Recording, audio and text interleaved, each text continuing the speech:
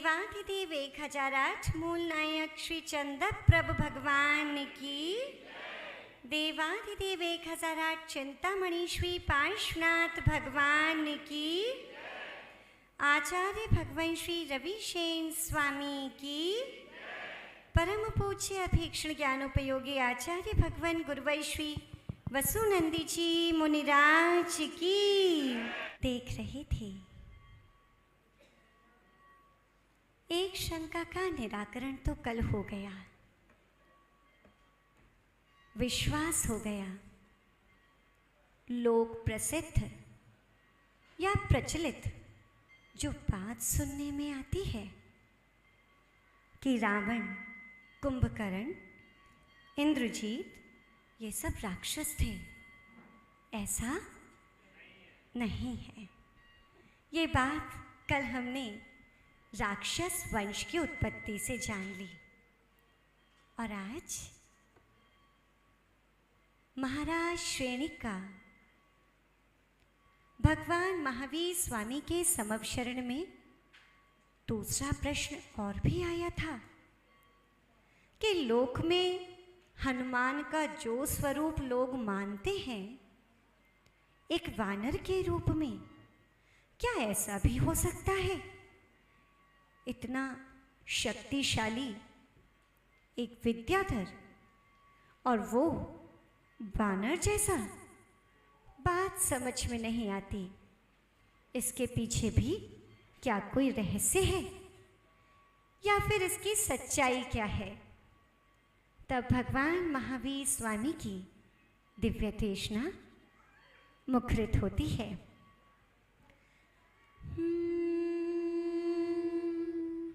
रजिता चले दक्षिणे में प्यारा, नगर मेघपुर था एक न्यारा, नृप अतीन्द्र श्रीमती रानी थी,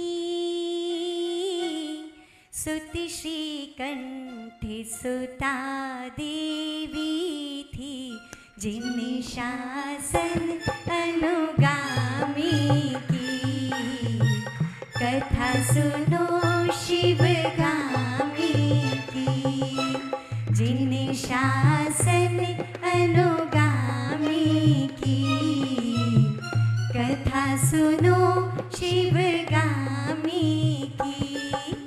वीर महावीर बोलो जय जय महावीर, वीर महावीर बोलो जय जय महावीर। सुनिए मुख्य श्रोता महाराज श्रेणिक, इसी जम्बूद्वीप के भरत क्षेत्र में, उस भरत क्षेत्रों को मध्य से विभाजित करने वाला एक विजयार्थ नाम का पर्वत है। उस ही विजयार्थ पर्वत की दक्षिण श्रेणी पर एक मेघपुर नाम का बहुत सुंदर नगर है और विजयार्थ पर्वत के नगर अपनी सुंदरता से अन्य वधु के समान सज्जित नगरियों को भी जीत लेते हैं। उस नगर में राजा अतीन्द्र राज्य किया करता था। राजा अतीन्द्र को उस समय जीतने में कोई भी समर्थ नहीं था। राजा अतीन्द्र की न्यायप्रियता सभी को उसके आदर्श से परिचित कराए हुए थी। राजा अतीन्द्र की प्रेरणा बनी हुई थी महारानी श्रीमती। और यदि धर्मपत्नी धर्म से युक्त होकर के पुरुष के जीवन में प्रेरणा बन जाए, तब तो चेलना के समान वो उसे तीर्थंकर प्रकृति के बंध तक पहुंचा सकती है। और धर्म में अग्रणीय नारियां ही तो होती हैं।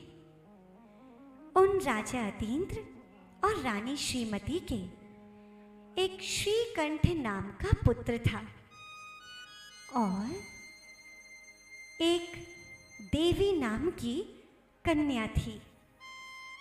श्रीकंठ और देवी ये दोनों ही संतानें राजा को अत्यंत प्रिय थी। फिर भी लोक प्रचलित तो है, मानना भी पड़ेगा कि पिता को पुत्री अधिक प्रिय होती है और माँ को पुत्र। यह तो देखने में आता ही है। दाम्पत्य जीवन और राजकीय परिवार बड़ा सुख में व्यतीत हो रहा था। वहीं दूसरी ओर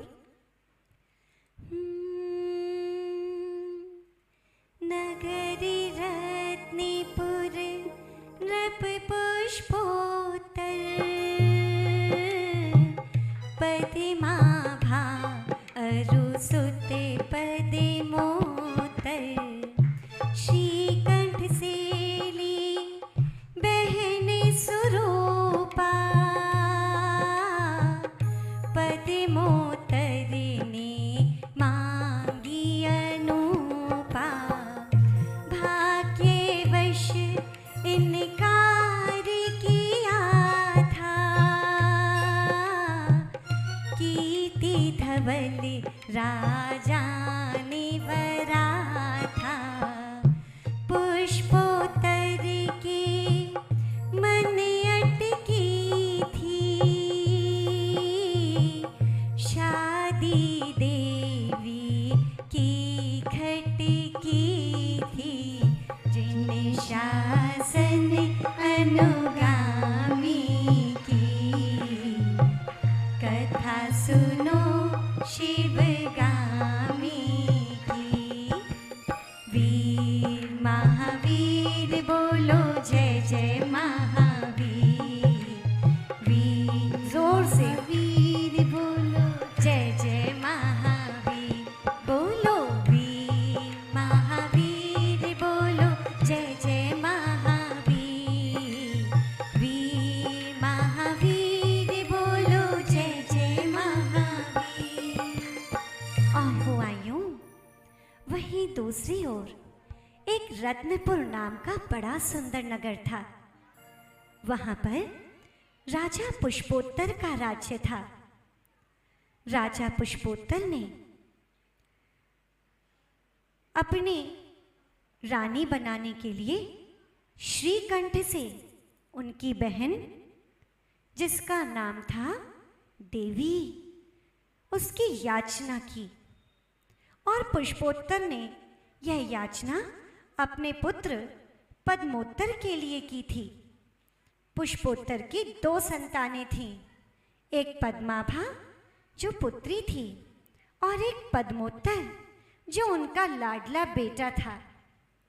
लोक में ऐसा ही हो कि मात्र पुत्री को ही पिता चाहे, ऐसा भी नहीं होता। पुत्र के प्रति भी स्नेह उतना ही होता है। वह अपने पुत्र पद्मोत्तर के लिए श्रीकंठ की बहन देवी का हाथ उस श्रीकंठ से मांग लेता है, किंतु श्रीकंठ पता नहीं कौन से अभिमान में आकर के या क्या सोच करके या फिर नियति अपनी बहन को पद्मोत्तर को देने के लिए मना कर देता है और अपनी बहन का विवाह रच देता है कीर्ति धवल नाम के राजा के साथ। यदि बहन का विवाह ना हुआ होता तब तो कोई बात नहीं थी, किंतु पुष्पोत्तर के मन में बात खटक गई कि मेरे पुत्र पद्मोत्तर के लिए अपनी कन्या का अपनी बहन का हाथ नहीं दिया और जाकर के कीर्ति धवल से विवाह कर दिया। हिम्मत तो देखो उसकी।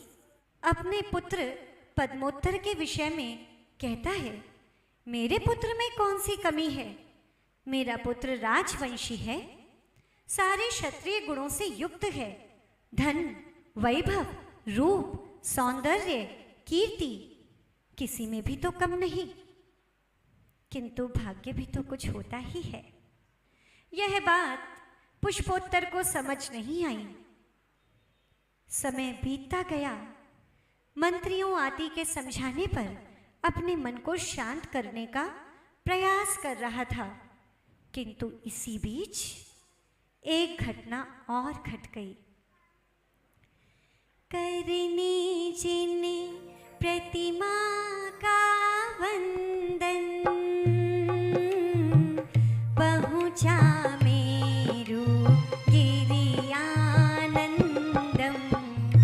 पद्माभा को देख के मोहित हुआ कंठ जो वेद्या सोहित। वरने को तब मन था तरसा,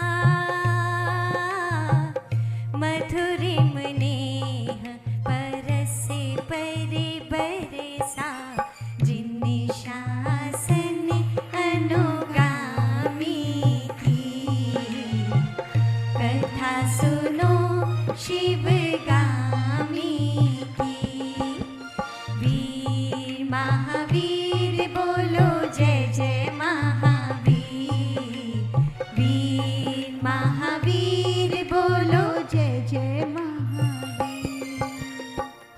अभी पुत्र उस दुख और क्रोध को भूल भी नहीं पाया था कि तभी उस देवी का भाई, याद है ना आपको, श्रीकंठ, सुमेरु पर्वत की वंदना के लिए, वहां पर अकृत्रिम चैत्यालयों की वंदना के लिए, वही सुमेरु पर्वत जो जम्बू द्वीप के बीचों बीच 1,00,000 योजन का खड़ा है, जिसकी नींव 1000 योजन नीचे है और 40 योजन की चूलिका भी साथ में है।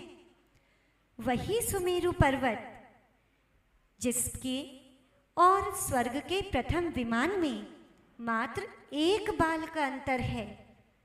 वही सुमेरु पर्वत जिसमें भद्रसाल, नंदन, सौमनस और सबसे ऊपर पांडुक वन है। प्रत्येक वन में 4-4 अकृत्रिम जिन चैत्यालय हैं। इस प्रकार एक मेरु पर 16 जिन चैत्यालय हैं। वह श्रीकंठ उन्हीं जिन चैत्यालयों की वंदना के लिए मेरु पर्वत पर गया और मेरु पर्वत की वंदना करके जब वो वहां से वापस आ रहा था, तभी एक मधुरिम संगीत ने उसके विमान को वहीं की वहीं स्तब्ध कर दिया। वह श्रीकंठ विद्याधर ऐसे वहां पर रुक गया जैसे उसको किसी ने रस्सी से ही बांध लिया हो। उस मधुरिम ध्वनि को सुनकर के श्रीकंठ कुछ देर उस ध्वनि में डूब जाता है।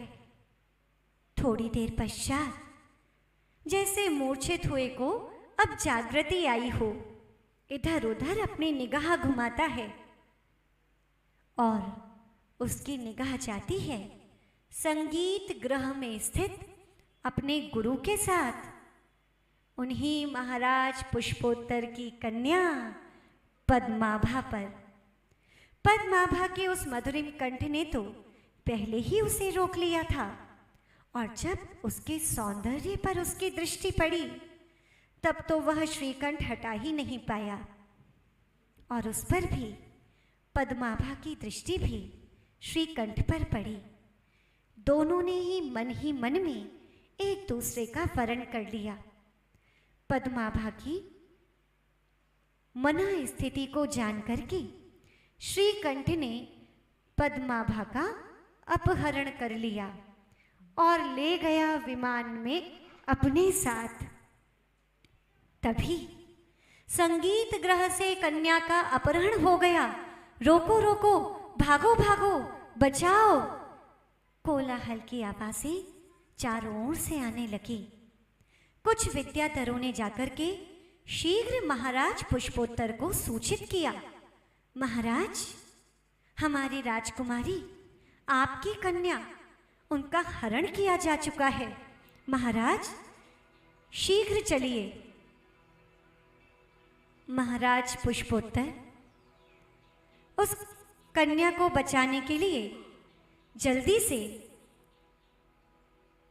श्रीकंठ के विमान के पीछे पीछे दौड़ने लगते हैं। और होता क्या है,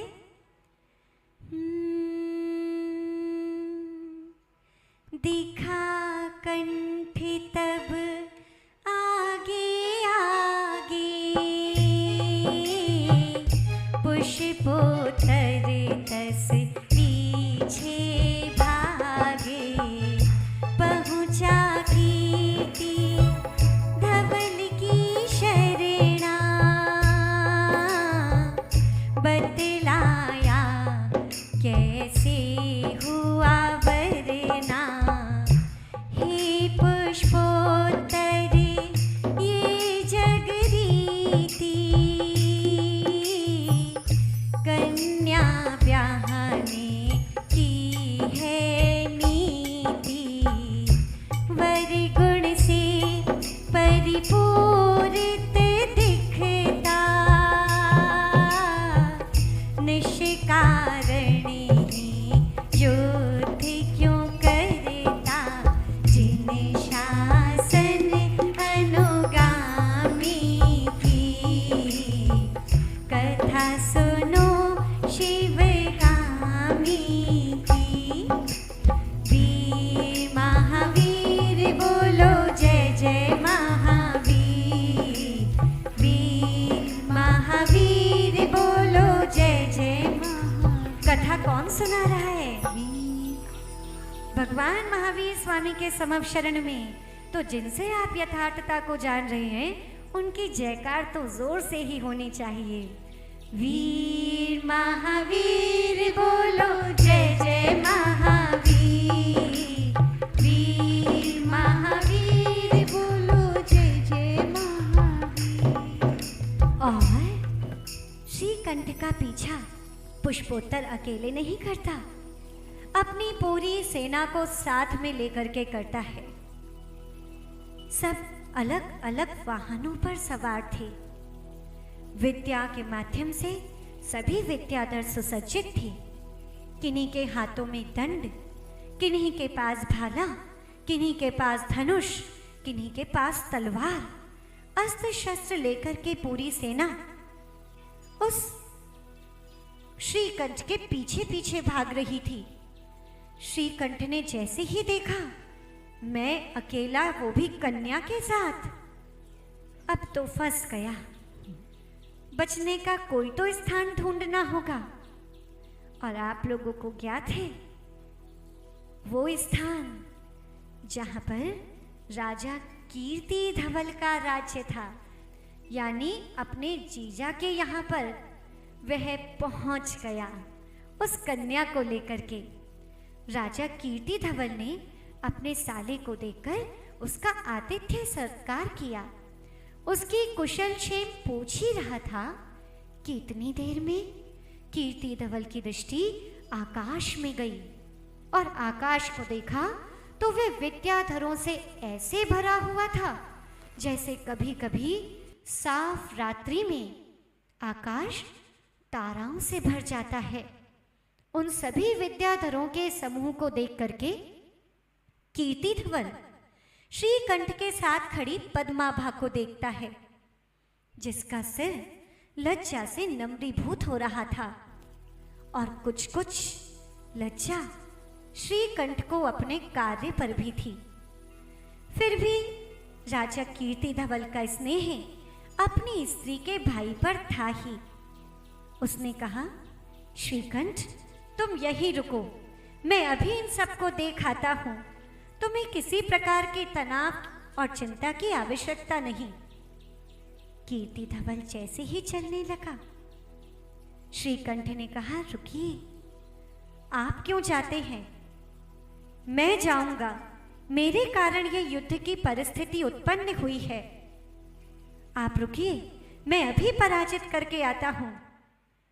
कीर्ति धवल कहता है, अरे श्रीकंठ, तुम्हें ऐसी बातें कहना युक्त नहीं। तुम मेरी स्त्री के भाई भी हो, मेरे प्रिय बांधव भी हो और अब तो मेरे अतिथि भी हो। तुम ठहरो, मैं अभी आता हूं। और कीर्ति धवल शीघ्र अपने सभी सैनिकों को इकट्ठा करने का आदेश दे देता है। सभी सैनिक वहां क्षण भर में इकट्ठे हो जाते हैं। उस ओर भी विद्याधरों का समूह था, इस ओर भी विद्याधरों का समूह था। पुष्पोत्तर ने क्रोध मिश्रित हंसी हंसकर के कहा, आक्रमण करो, देख क्या रहे हो। इधर कीर्ति धवल और इधर पुष्पोत्तर। किंतु कीर्ति धवल को लगा कि सही राजा तो वही है जो साम दान दंड भेद सबका आश्रय ले, और सबसे पहले नीति है साम नीति।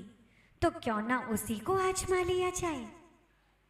जैसे किसी भी स्थिति और परिस्थिति में व्यक्ति सबसे पहले यदि क्रोध करे तो वो नीतिवान नहीं कहलाता। आपके जीवन में कितनी स्थिति और परिस्थिति आती है, किंतु आपका पहली क्रिया या आपकी पहली प्रतिक्रिया गुस्से से प्रारंभ नहीं होनी चाहिए।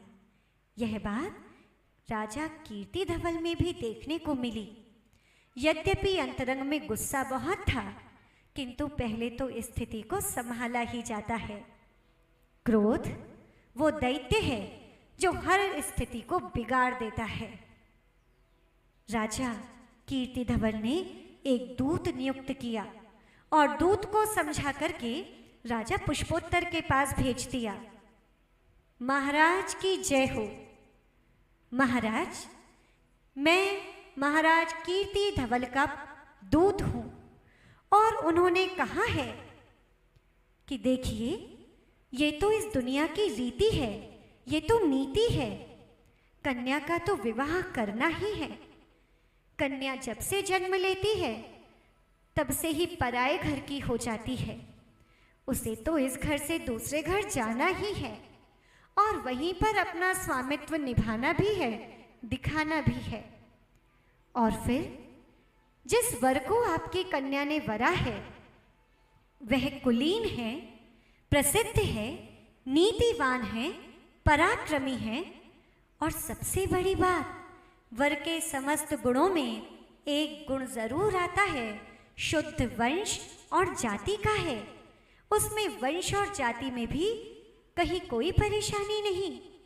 और जब आपकी पुत्री यहाँ पर आ ही गई है तब तो नीति यही कहती है महाराज कि आप अपनी पुत्री का विवाह श्रीकंठ के साथ कर दें। इससे पहले पुष्पोत्तर कुछ कह पाता हुआ ये,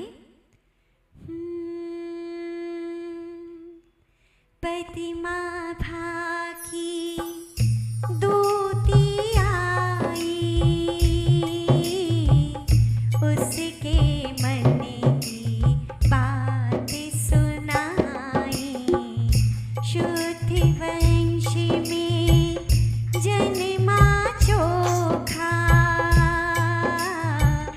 पुत्री का है प्रेम अनोखा। विधि पूर्वक शादी करवाई,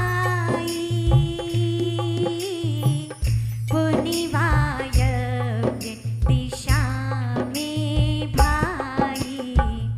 वानर द्वीप बड़ा मनहारी, जिसमें केरी सुखकारी। जिन शासन अनुगामी की, कथा सुनो शिवगामी की। वीर महावीर बोलो जय जय महावीर। वीर महावीर बोलो जय जय महावीर। और जब तक राजा पुष्पोत्तर विचार कर ही रहा था, उतनी देर में उसकी पुत्री पद्माभा की दूती महाराज पुष्पोत्तर के समक्ष आ गई। महाराज को प्रणाम हो। राजकुमारी पद्माभा ने आपके चरणों में अपना नमन निवेदित किया है।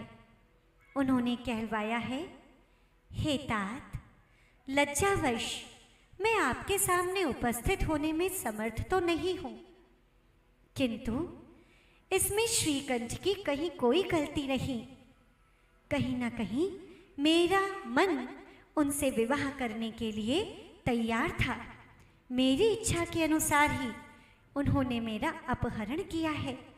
अतः मैं चाहती हूँ कि आप मेरे मान, मेरी मर्यादा की रक्षा करें।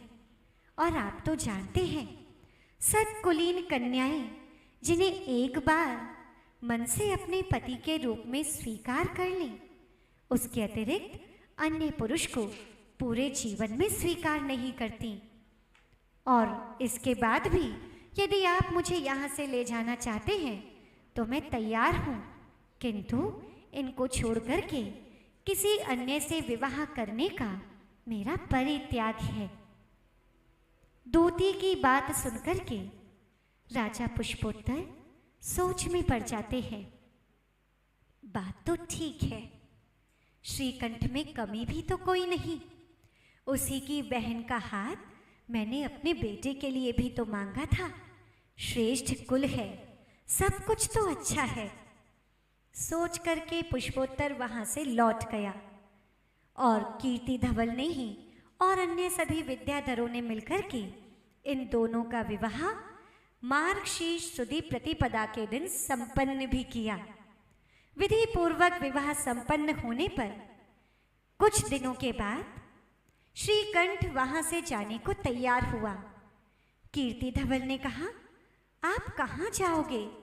आपको कहीं नहीं जाना, और विजयार्थ पर्वत पर आपके कितने शत्रु भी हैं। यहीं पर यह द्वीप कितना बड़ा है, आपको जो द्वीप समझ में आए आप उस द्वीप पर जाकर रहिए। और पुनः अपने आनंद नाम के मंत्री को बुलाकर के राजा कहता है कि सुनो, हमारे यहाँ पर सबसे अच्छा द्वीप कौन सा है, कौन सी नगरियां हैं?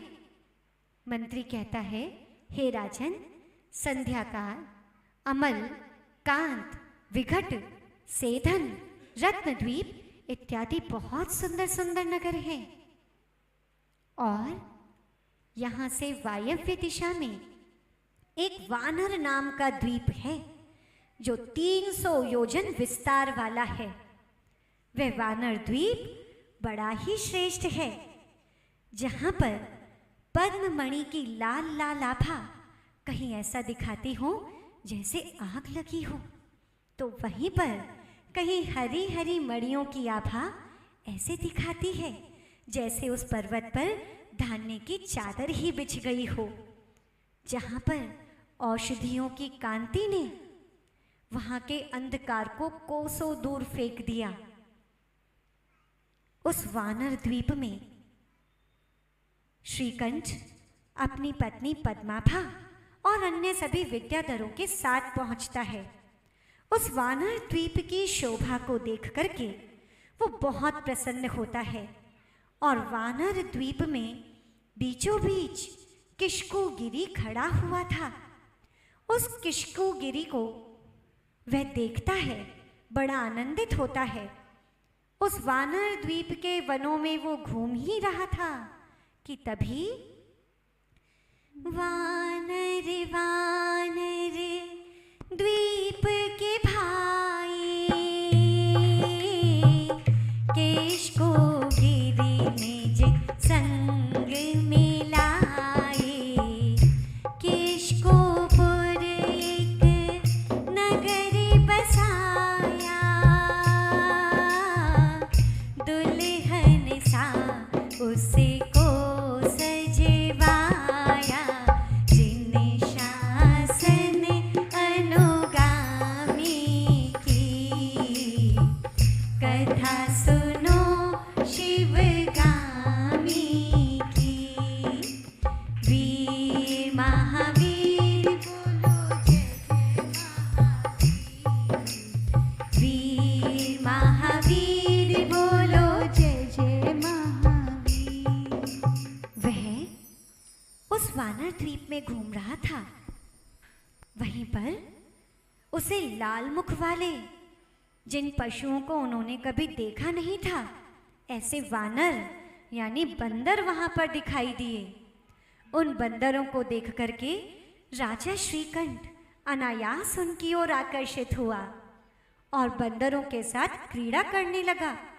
कभी ताली बजा बजा कर उनके साथ नाचता, तो कभी उन्हें कुछ खिलाता पिलाता और कभी बड़े ही प्रेम पूर्वक उनके उलझे रोमों को अपने हाथ से सुलझाता। उसे वो वानर इतने पसंद आए कि राजा श्रीकंठ उन वानरों को लेकर के, जो उसने 14 योजन लंबी चौड़ी किशकोपुर नाम की नगरी बसाई थी, वहाँ उन वानरों को लेकर के आ गया। अब तो वानर उस नगर की पहचान बनने लगे। इस प्रकार उस श्रीकंठ का पद्माभा के साथ वहाँ बड़े सुख से समय बीतने लगा। और एक दिन एक समय महलों की छत पर इंद्र दिखे जाते नंदीश्वर, तब निज पत्नी के संग चाला नंदीश्वर वो द्वीप निराला। सुर विमान तो आगे जाते, पर ये मानुषोत्तर रुक जाते। हो वैरागी ली तब दीक्षा, राज सौंप नश कर सब इच्छा। जिन शासन अनुगामी की, कथा सुनो शिवगामी की। वीर महावीर बोलो जय जय महावीर, वीर महावीर बोलो जय जय महावीर। और एक दिन राजा श्रीकंठ अपने महलों की छत पर बैठा हुआ था। तभी उसने आकाश से इंद्रों के विमानों को अष्टम द्वीप नंदीश्वर द्वीप की ओर जाते हुए देखा। उन जाते हुए विमानों को देख करके उसने नंदीश्वर द्वीप के बारे में बहुत कुछ सुना था। वहाँ पर अकृत्रिम जिन चैत्यालयों के विषय में सुना था। उन अकृत्रिम जिन चैत्यालयों के 52 चैत्यालयों के दर्शन के लिए उसका मन भी द्रवित हो गया और भक्ति के आवेश में अपने विमान पर सवार होकर के शीघ्र उन्हीं इंद्रों के पीछे पीछे लग गया। लेकिन होना क्या था? मानुषोत्तर पर्वत से आगे मनुष्य जा सकता है क्या? नहीं जा सकता। तो देवों के विमान तो आगे निकल गए, लेकिन उस श्रीकंठ का विमान वहीं अटक गया। बहुत दुखी होकर के वो वापस आया। प्रभु, क्या मैं नंदीश्वर द्वीप के अकृत्रिम जिन चैत्यालयों की वंदना नहीं कर सकता? मुझे वंदना करनी है, किंतु मैं अब बोध को प्राप्त हुआ। मैं तो कहीं भूल ही गया था। मैं मनुष्य हूँ, मैं मानुषोत्तर पर्वत से आगे नहीं जा सकता। इन सब का स्मरण करते हुए अब मैं कुछ ऐसा काम करूंगा जिससे आगे देव बनकर के मैं भी नंदीश्वर द्वीप के अकृत्रिम चैत्यालयों की वंदना कर सकूं। और यही सोच करके राजा श्रीकंठ अपना समस्त राज्य अपने पुत्र वज्रकंठ को सौंप देते हैं और स्वयं दिगंबरी दीक्षा अंगीकार कर लेते हैं। वे तो दिगंबर साधु बन गए, लेकिन अभी किशकोपुर में क्या चल रहा है और देख लेते हैं। पिता पूर्व भव सुन वैरागी, वज्रकंठ भी हुए सुत्यागी। क्रम से पुत्र अमर प्रभ न्यायी, गुण व्यति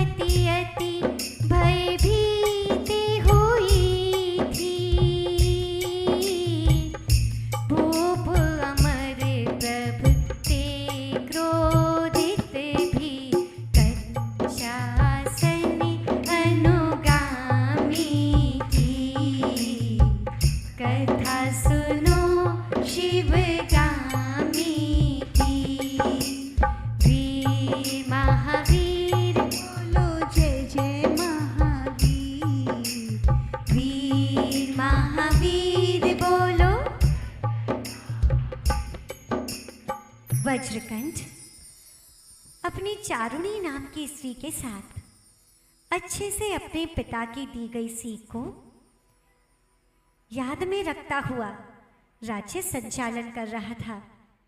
एक दिन उसने अपने पिता के पूर्वभ वहां पर वृद्धों के माध्यम से सुने, जैसा कि पहले प्रत्यक्ष ज्ञानी से सुना गया था। और अपने पिता के पूर्वभों को सुनकर के, जिसमें कि वो पहले दोनों भाई, एक व्यसनी और एक धनी। जो व्यसनी था अपने भाई की कृपा पात्र बनकर के बाद में शांत भाव से मृत्यु को प्राप्त कर श्रीकंठ हुआ था, और ये जो बड़ा भाई था वो वही इंद्र हुआ था जो नंदीश्वर जा रहा था। इस बात को सुनकर के उस वज्रकंठ के मन में भी वैराग्य उत्पन्न हुआ। उसने भी दीक्षा स्वीकार कर ली। क्रम से अनेक पुत्र हुए, परंपरा चली, और एक बार उसी वंश में अमरप्रभ नाम का राजा हुआ। उस अमरप्रभ राजा के विवाह का समय था। राजा अमरप्रभ उसी वानर द्वीप में गुणवती नाम की कन्या को विवाह के लिए लेकर आया था। विवाह की तैयारियां की गई, रत्न में चौक पूरे गए, तरह तरह के चित्रांग बनाए गए। उन्हें देख करके सब बहुत आनंदित थे, और उनमें जो सबसे ज्यादा रंगोली बनी हुई थी वो थी बंदरों के चित्र। उन बंदरों के चित्र को देख करके अमरप्रभ पहले तो प्रसन्न हुआ, किंतु जैसे ही विवाह वेदी पर गुणवती को लाया गया, वैसे ही गुणवती चीख गई, उसकी चीख निकल गई। वो उन चित्रों को देख करके डर गई, उसकी आंखों की पुतलियां घूम गई। गुणवती को इतना भयभीत देख करके अमरप्रभ भी क्रोध में आ गया। कौन है मेरा विद्वेषी? कौन चाहता है कि मेरा विवाह न हो? कौन उसमें विघ्न उत्पन्न कर रहा है? तभी वहां पर मंत्रियों ने कहा, महाराज शांत हो जाइए, आपका यहाँ कोई विद्वेषी नहीं। सुनिए, वानरों के चित्र क्यों बनाए? वानर चित्रों का था कारण, प्रथम बार नभ आया जब वन, कंठराज की कथा सुनाई, सुनकर मन ने शांति पाई। यदि मंगलमय हमने माने, तो भूमि पर अब न बनाने, शिखर छत्र ध्वज मुकुटादिक पर, वानर चिन्ह गढ़ो गुण आकर, जिन शासन अनुगामी की, कथा सुनो शिवगामी की। वीर महावीर बोलो जय जय महावीर, वीर महावीर बोलो जय जय महा। उन मंत्रियों ने राजा को शांत करते हुए कहा, महाराज आप ऐसा मत समझिए, किंतु वास्तविकता जानिए। इस वानर द्वीप में जो सबसे पहला राजा आया था वो राजा श्रीकंठ था, और श्रीकंठ को बंदर बहुत पसंद आए थे। यहाँ तक कि अपने साथ किष्की गिरी भी ले आए थे। किष्कुपुर में अपने साथ वानरों को लाए, उनके साथ क्रीड़ा करते थे। तब से ही जितने क्रम से राजा होते गए, उस श्रीकंठ की इच्छा का ध्यान रखते हुए और उसके प्रति अपने सम्मान, आदर और समर्पण की भावना को दिखाते हुए सभी लोगों ने वानरों को मंगलमय माना इस वानर द्वीप में, और इसीलिए यहाँ पर वानर के चित्र बनाए गए हैं। अमरप्रभ ने कहा कि यदि ऐसा ही है, यदि मंगलमय ही मानते हो, तो फिर इन्हें पृथ्वी पर क्यों बनाते हो? इनको आज से पृथ्वी पर नहीं, हमें शिखरों पर बनाना है। अपने छत्र में वानर का चिन्ह लगाना है, अपनी ध्वजाओं पर वानर का चिन्ह लगाना है, तोरणों पर सब जगह वानर के चिन्ह लगाने हैं। अहो मंत्रीवर, आज से हमारे नगर में जितने भी तोरण हो, शिखर हो, मुकुट हो, छत्र हो, ध्वजाएं हो, उन सब पर वानरों के चिन्ह होने चाहिए। और तभी से इस अमर प्रभ के इन्हीं प्रयासों से तब से वानर वंश कहाए, वानर यहाँ वासी कहलाए, किंतु नहीं बंदर वे मानव, मत भटको सुन जिन वचनामृत, जिन शासन अनुगामी की, कथा सुनो शिवगामी की। वीर महावीर बोलो जय जय महावीर, वीर महावीर बोलो जय जय महावीर। और तब से ही यह वंश वानर वंश के नाम से प्रसिद्धि को प्राप्त हुआ। वानर द्वीप और वानर श्रीकंठ को प्रिय हुए, और अब अमरप्रभ के द्वारा सब जगह वानर की चिन्ह, तो वह वंश कहलाने लगा वानर वंश। और जिस द्वीप पर वो लोग रहते थे और जिस वंश में वो थे, वो क्या नाम था? वानर। तो वहाँ के लोगों को भी वानर कहना प्रारंभ कर दिया, किंतु वो मानव थे, वानर नहीं। इसीलिए आपको जो स्वरूप सुग्रीव, हनुमान, जाम्बवंत, नल, नील, इन सब का जो आप टीवी में देखते हैं, सीरियल्स में जो आपने रामायण देखी है, वैसा स्वरूप उनका नहीं है। तो चलिए, आपने आज जान ही लिया कि वानर वंश कब से प्रारंभ हुआ, कैसे प्रारंभ हुआ, तो क्यों उन्हें वानर कहते थे। आया ना समझ में?